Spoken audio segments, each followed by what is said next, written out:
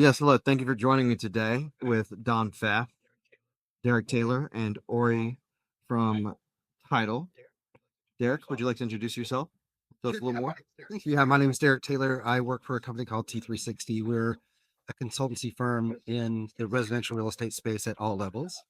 Prior to that, I was CTO for a company called JPAR Real Estate, which had an exit. And then prior to that, I worked for Nextdoor, helping them launch their real estate vertical. Hi, I'm Dawn Pfaff. I'm the owner and founder of My State MLS. We're a nationwide multiple listing service. We also own and operate our own software. And I am kind of an evangelist for getting properties on chain and having brokers own their data and keep ownership of their data. Hi guys, my name is Ohayon. I'm co-founder and president of Titl. We are the completely digital land registry solution. Basically put, we use AI and blockchain to generate titles and store them on chain securely. Prior to that, I was in banking. So I was at Goldman Sachs and TD Securities, and then tried to focus on fintech and digitization of assets, basically. Thank you for introducing all of yourselves. So I just wanted to kind of pass the mic back off to Derek really quick. I know that you and I were having an interesting conversation earlier about addressing the elephant in the room, NAR. So I wanted you to kind of share your interesting perspective on that really quick. Oh, thank you. So I think the frame of reference I'm trying to create here is not necessarily about the organization NAR, but about the lawsuits and the settlements that have happened.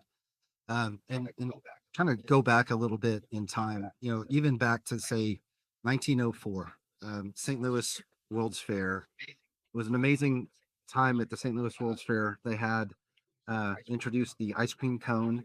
They introduced the tea bag and what eventually became the fax machine and also the airplane. And then at the same time in California, the first MLS was formed. So the MLS is as old as the ice cream cone, which is also interesting. It's also as old as the fax machine. And MLS has kind of built the industry around it. Brokers, agents, all of that kind of been on the backbone of MLS and the data that's there. We've had some challenges pre 1990. We were a very broker centric industry. Post 1990, we were a very agent centric with the new business models that came out. So we were focusing on what the agent needed to make sure that that was met. And now with the lawsuits post NAR settlement, we're going to be driven one way or the other into a consumer centric model, which is going to change a lot of things about how we do things as practitioners, as agents, and how the technology that's being built, exactly how that is going to be built around the consumer and helping the consumer. So you could say it's more so like about data ownership now that it's more consumer centric. Data ownership's always been, it started off where the broker owned all the data, right? Then the agents were given the assumption of you're listing your lead and you kind of control that piece of the data and the broker's just there to help. And I think the MLS at the same time owns the aggregation of the data and the distribution of the data and copyright. This is just generally speaking. But I think when we're looking forward now, AI is something we really need to be focusing on. And AI works with massive amounts of data. And the rights to use that data will change the way we do real estate. So if the individual broker owns the individual listing, then if an MLS were to put artificial intelligence in front of their data, they would be creating, I believe, I'm not an attorney, but they would be creating a derivative product of which they don't have the rights to use that data for. So the MLS, the same way, the MLS will need to go to the brokers to get more permission data to be able to use this. The brokers will need to go to their agents to get more information from them about their data and their data set to have a competitive advantage against other brokerages. So we see this consolidation of data as very necessary to continue leveraging the benefits of artificial intelligence, and the ability to do that will depend upon the data. Thank you. So I'd really like to hear Don's take on that, kind of in regards from a perspective of MLS and kind of the data aggregated from there.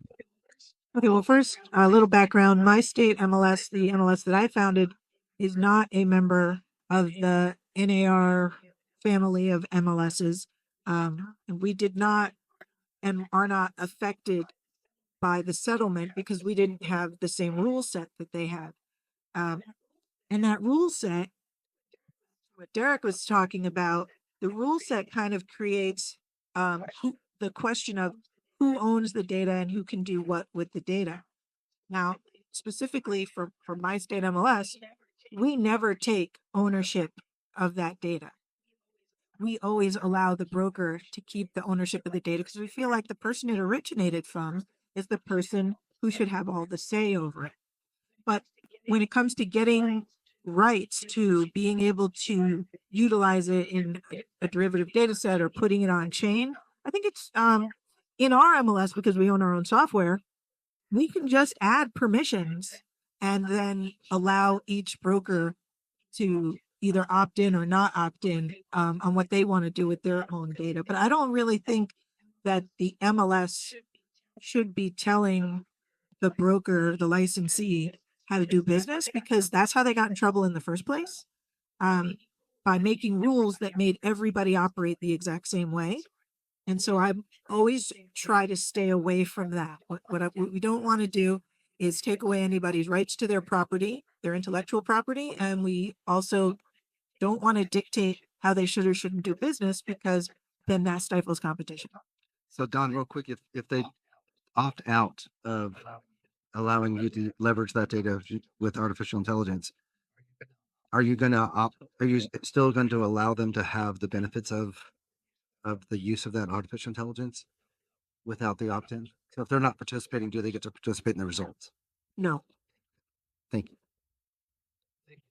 Thank you for your take on that, Don. So I'd also like to kind of get to see how you think that, we're going to be adopting to these new regulations kind of moving forward from the perspective of MLS and kind of with what we're talking about in mind with data ownership.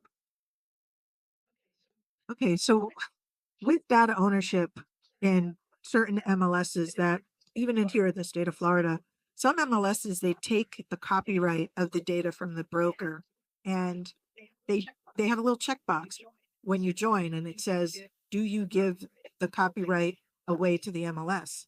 And they check that little box off, and they've given away their rights to the data. Well, now everyone comes to the MLS to try to buy that data from the MLS or exploit that data, and the members get mad. So that's kind of why I always say each broker should make the own decision for what happens to their data. And no matter how much anybody wants to accumulate all that data in one place, I still believe in the ownership of the intellectual property. Awesome. Thank you. So, Ori, I wanted to kind of get your feedback and kind of from the perspective of what you're doing at Titl, kind of where you see these new regulations adapting more so moving towards the future. Yeah, so it's interesting with MLS and different brokerage websites. The way we approached it is we wanted to try to create a much more raw land registry where I was able to collect the official data, which came from government repositories across the US, and amalgamate it and take it out of basically the title agency's hands and so on, and put it back in the owner's hands. So the way we're doing it is we're using AI to scrape massive amounts of public information from government sources, read it, and summarize it in the form of a title report. By doing so, we're generating title reports in literally less than a minute and giving them directly to the homeowners. And by default, I'm storing that on chain and giving that wallet to the owner of the property. They don't necessarily know they have a blockchain wallet, but it's part of their account. By doing so, all the information associated with your house now it belongs to the government, but also belongs to you now, and you have that official report under your name timestamp. Our goal with that is to be able to transfer houses faster. We're not focused so much on the marketing and the sale of that house, but the actual processing of that transaction is our primary emphasis.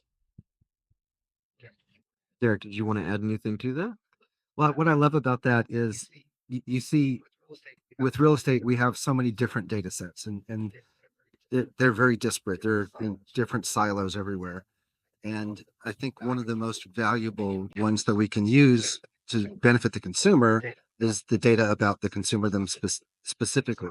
And some of that data is stored with the government data. Some of that data is stored with the agent who helped them and the broker who helped them. Some of that data is stored inside of the MLS that, help them get the property sold.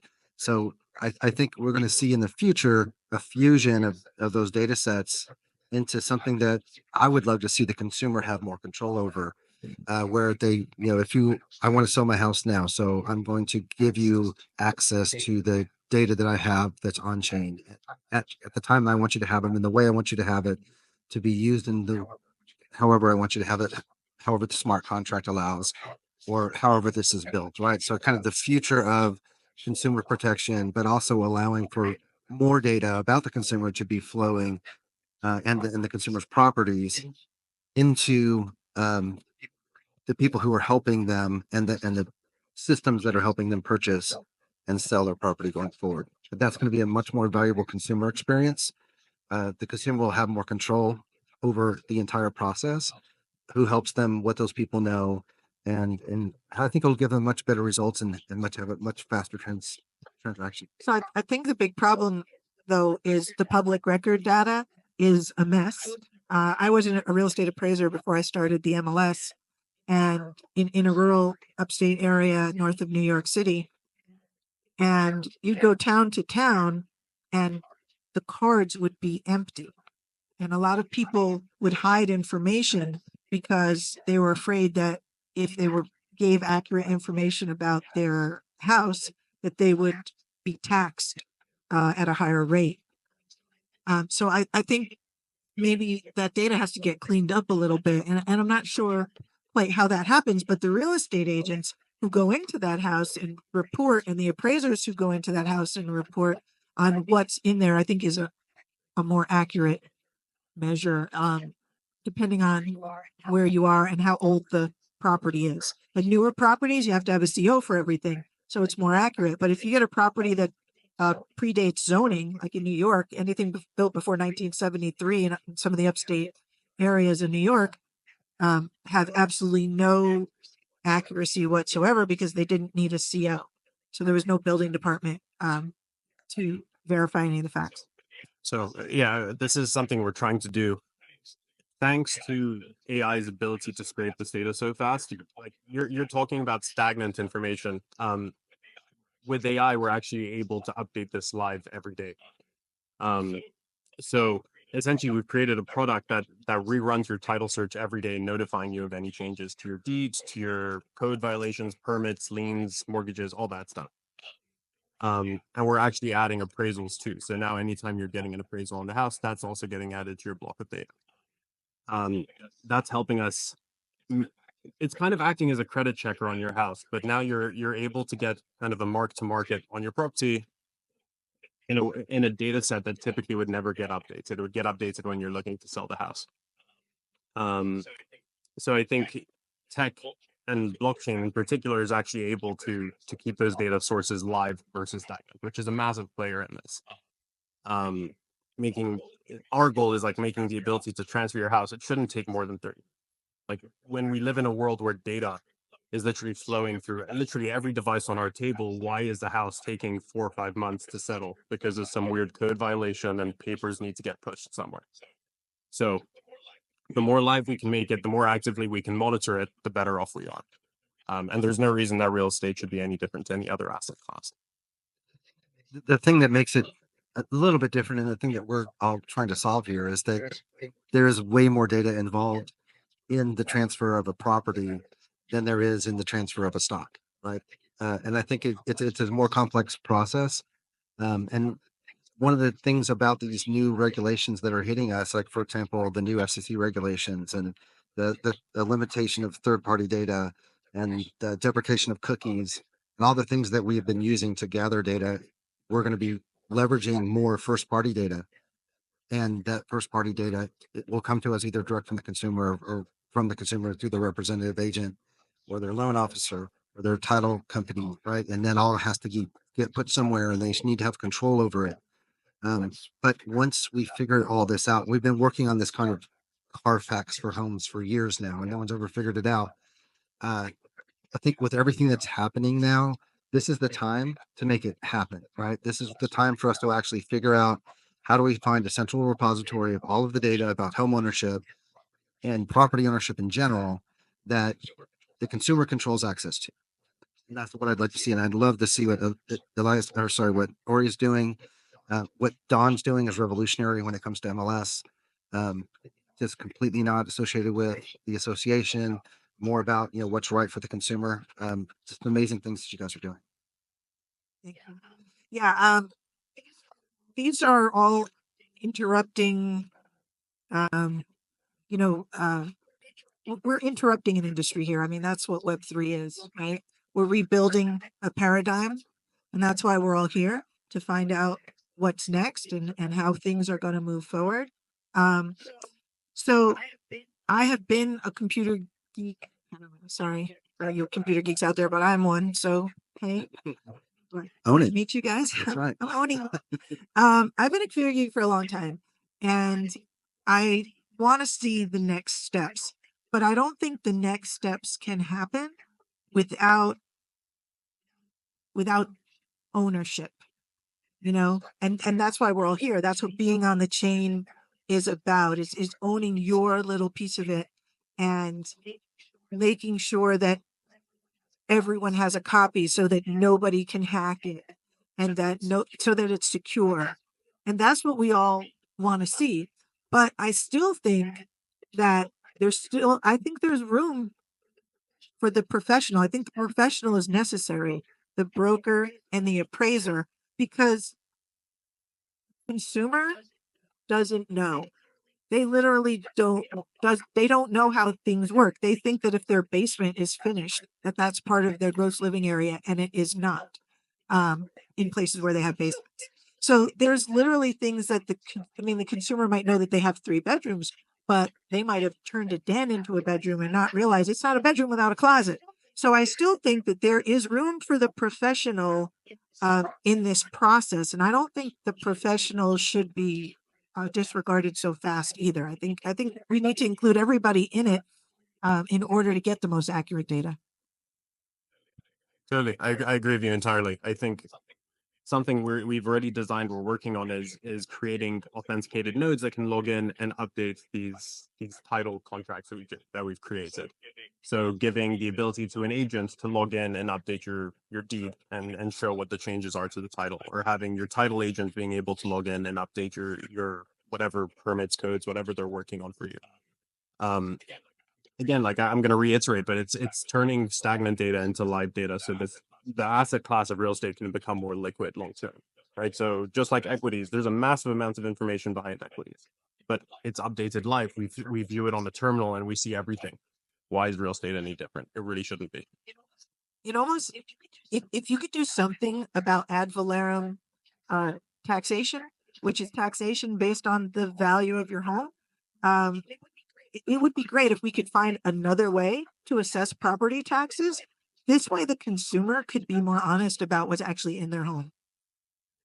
Yeah, it's hard. They're all hard problems to solve. And I think that the biggest takeaway that I see from most of this is, if you're going to work together as an industry to solve these problems, then you need to find the partners that you feel are going the direction that you're going, and then do everything you can to back them. Find an advocate that's working in the same direction that you're headed, and leverage them moving forward. It's going to be an effort that we all put together, but it's going to be a financial effort. So we're going to have to put our money and our trust into the companies that we feel are moving in the right direction and solving this problem the correct way.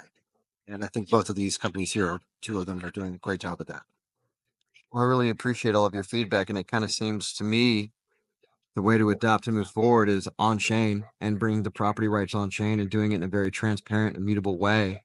So thank you, all of you, for being on the stage today with me. Thank you. Thank you. Thank you.